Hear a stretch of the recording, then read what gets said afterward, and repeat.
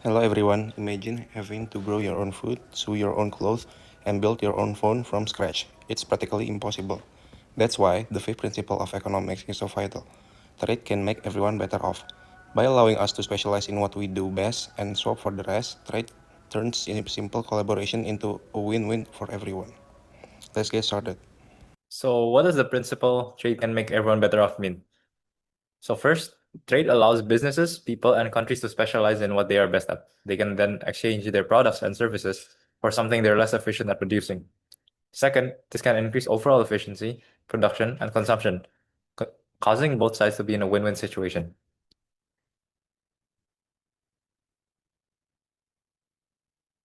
So how does trade create benefits for countries? Different countries, as you know, different countries have different resources, skills, technology, and etc. So these differences create opportunities for specialization, and specialization allows resources to be used more efficiently. Hence, countries can access greater variety of goods at lower prices.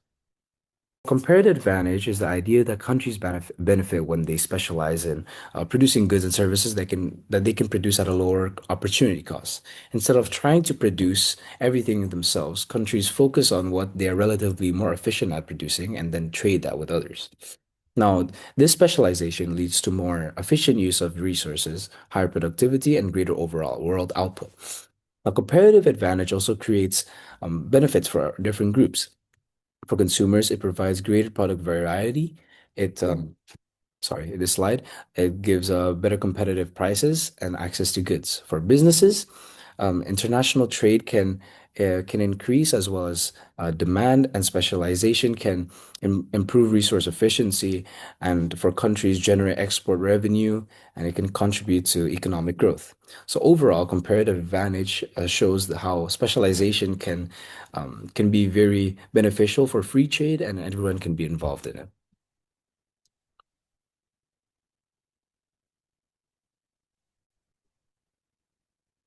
Okay, so now we come to an important question. Is that always beneficial?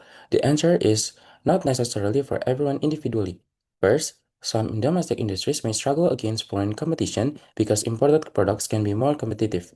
As a result, workers in less competitive industries may lose their jobs when companies reduce production.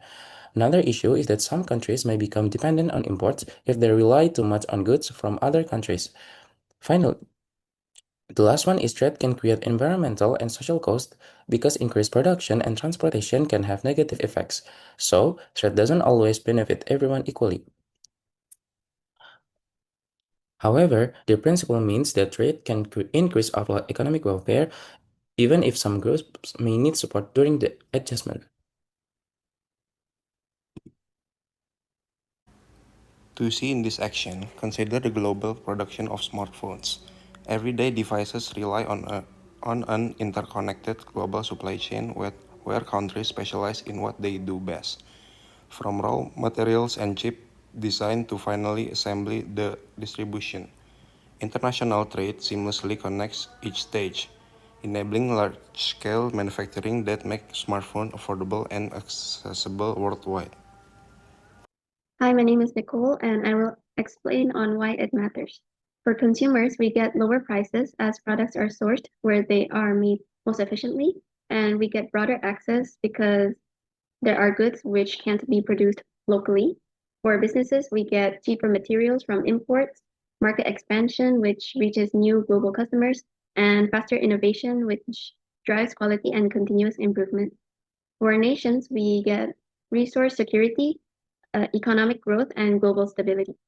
That is all for our presentation, which is our take from Group 4 of the one of the 10 principles. Thank you so much for the time and attention, and have a great day.